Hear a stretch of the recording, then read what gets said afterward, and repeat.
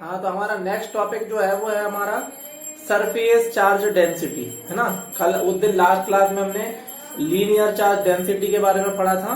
आज की क्लास में हम लोग पढ़ रहे हैं सरफेस चार्ज डेंसिटी या सरफेस चार्ज डिस्ट्रीब्यूशन के बारे में पढ़ेंगे। अब यहाँ पे वर्ड से ही समझ में आ रहा है सरफेस मतलब अगर हमारा चार्ज किस पे डिस्ट्रीब्यूट होगा, ओवर दी सरफेस, किसी भी ऑब्जेक्ट हो सकता है उसकी अगर सरफेस पे हमारा चार्ज डिस्ट्रीब्यूट होगा तो इस प्रोसेस को हम लोग क्या बोल देंगे, सरफेस चार्ज डिस्ट्रीब्यूशन बोल देंगे। तो इसके लिए हम लोग एक चीज समझते हैं कि if the charge is uniformly distributed over the surface, ठीक है, तो यूनिफॉर्मली ओवर अगर डिस्ट्रीब्यूट हो रहा है किसी भी सरफेस पे, then the distribution is called surface charge distribution. जैसे मान लो ये मैंने एक स्क्वायर मान के चलो कोई सरफेस बना लिया, ये है, और अगर मान लेते हैं इसकी ओवरऑल यूनिफॉर्म सरफेस, ये इसका स्मॉल पार्ट हो गया, ये मान के चल लेते हैं कोई एक स्क्वायर है उसका स्मॉलेस्ट पार्ट है, और इसकी अगर सरफेस पे यूनिफॉर्मली चार्ज क्या हो जाए, डिस्ट्रीब्यूट हो जाए, ठीक है। तो अगर सरफेस यहाँ पे यूनिफॉर्मली सरफेस यहाँ पे डिस्ट्रीब्यूट हो जाएगा तो इसको क्या बोल देंगे हम लोग, सरफेस चार्ज डिस्ट्रीब्यूशन बोल देंगे। और ध्यान रखना यूनिफॉर्म होना चाहिए, ओवर दी सरफेस पे हर पॉइंट पे चार्ज इक्वल अमाउंट में डिस्ट्रीब्यूट होना चाहिए। अब ये मान के चलो कोई सरफेस है, इसका स्मॉलेस्ट पार्ट है ये डीएस, तो मान के चल लेते हैं इसके सेंटर से यहाँ पे क्यू पॉइंट पे, क्यू नॉट, यहाँ पे सरफेस से आर डिस्टेंस पे कोई एक पॉइंट होगा क्यू नॉट, जिसपे हम लोग को क्या निकालनी है, सरफेस चार्ज डेंसिटी की वैल्यू निकाल के बतानी है कि सरफेस चार्ज डेंसिटी की वैल्यू कितनी होगी। तो अभी हमने जैसे कि लीनियर चार्ज डेंसिटी पढ़ा था, इसी तरीके से सरफेस चार्ज डेंसिटी की डेफिनेशन क्या हो जाएगी, the charge present per unit area. मान के चलो इस एरिया, इसमें क्या लेंथ भी है और हाइट भी है, तो लेंथ और हाइट को मिला दोगे तो क्या बन जाएगा, एरिया बन जाएगा। तो अगर कोई भी चार्ज है वो अगर उसके पर यूनिट एरिया पे क्या होगा, डिस्ट्रीब्यूटेड है, तो इस कंडीशन को बोल देते हैं surface charge density. Surface charge density को डिनोट करते हैं सिग्मा से, ध्यान रखना ये सिग्मा का सिंबल है। तो सरफेस चार्ज डेंसिटी को हम लोग सिग्मा से डिनोट करते हैं और इसकी यूनिट क्या हो जाएगी, कूलम पर मीटर स्क्वायर, ठीक है। तो ये चीजें याद रखनी हमको पता होनी चाहिए कि सरफेस चार्ज डेंसिटी जो होती है उसको सिग्मा से रिप्रेजेंट करते हैं और इसकी जो यूनिट होती है वो होती है कूलम पर मीटर स्क्वायर। जैसे लीनियर चार्ज डेंसिटी की यूनिट क्या थी, तो लीनियर चार्ज डेंसिटी हमारी थी यहाँ पे, उसको हम लोग लैम्डा से डिनोट करते थे, उसकी यूनिट होती थी कूलम पर मीटर।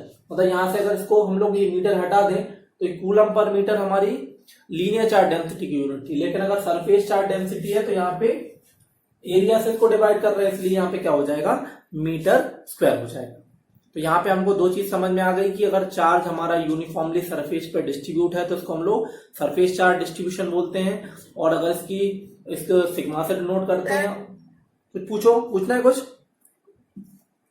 सर, एक बार फिर से बता दीजिए। एक बार फिर से बता दो, ठीक। अब मान के चल लेते हैं, ये लास्ट में मैं इसको रिवाइज करूंगा, ठीक है ना। अभी मैं अगर नहीं बता रहा हूं तो मैं लास्ट में इसको रिवाइज करूंगा फिर से, इसलिए अभी मैं पहले एक बार बता रहा हूं, उसके बाद में फिर से मैं रिवाइज करूंगा, तब दोबारा उसमें क्लियर हो जाए, ठीक है। तो चार्ज अगर उसके पर यूनिट एरिया के अकॉर्डिंग, जैसे मान लो सरफेस है, उसके चार्ज पूरी यूनिफॉर्मली डिस्ट्रीब्यूट है उसकी सरफेस पे, तो अगर सरफेस पे यूनिफॉर्म चार्ज डिस्ट्रीब्यूट होता है तो इसको सरफेस चार्ज डिस्ट्रीब्यूशन बोलते हैं। और सरफेस चार्ज डिस्ट्रीब्यूशन में हमारी कौन सी डेंसिटी आती है, सरफेस चार्ज डेंसिटी आएगी। सरफेस चार्ज डेंसिटी क्या होगी, the charge present per unit area is called surface charge density. इसको डिनोट करते हैं सिग्मा से, और इसकी यूनिट होती है यहाँ पे कूलम पर मीटर स्क्वायर। अब इसका डेरिवेशन देख लेते हैं, इसका डेरिवेशन में क्या है, इसको डेरिवेशन में यहाँ पे देख लेते हैं। तो डेरिवेशन में फिगर तो यही बनेगा हमारा, ये बना लेते हैं, ये मान लेते हैं कोई एक स्क्वायर है, इसका स्मॉलेस्ट पार्ट है यहाँ पे डीएस, इसके सेंटर से आर डिस्टेंस पे क्या है, चार्ज क्यू नॉट जो है प्रेजेंट, और यहाँ पे चार्ज क्या हो रहा है, ये कंप्लीट पूरी सरफेस पे यहाँ पे डिस्ट्रीब्यूट है। अब यहाँ पे डिस्ट्रीब्यूट है तो हमको पता है कि let us the surface area of, इस पूरा कंडक्टर का सरफेस एरिया मान लेते हैं एस है, उसका स्मॉलेस्ट पार्ट हमने मान लिया डीएस है, पूरा एरिया एस है और स्मॉलेस्ट पार्ट डीएस है। तब हम बात करेंगे on the small element of surface area DS. तो इस ds पे हमारी सरफेस चार्ज डेंसिटी किसके बराबर होगी? Sigma is equal to ds upon, यहाँ पे सॉरी ds नहीं, यहाँ पे dq अपॉन ds आ जाएगा।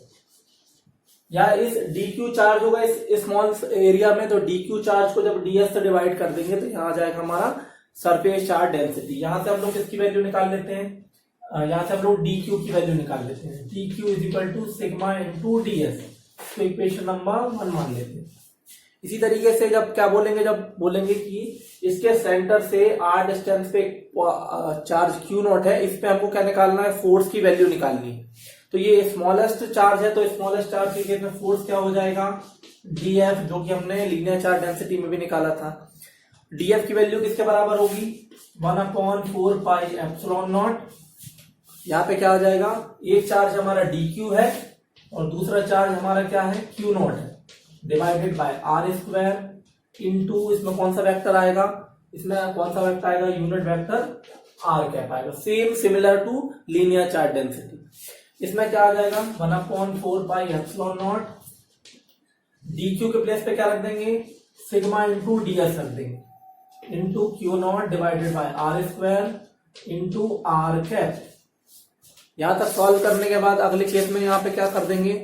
यहाँ पे f की वैल्यू, ये सारी चीजों को बाहर निकाल लेंगे, इंटीग्रेशन कर देंगे df की, इंटीग्रेशन 1/4। क्लियरली क्या हुआ? क्लियर नहीं दिख रहा?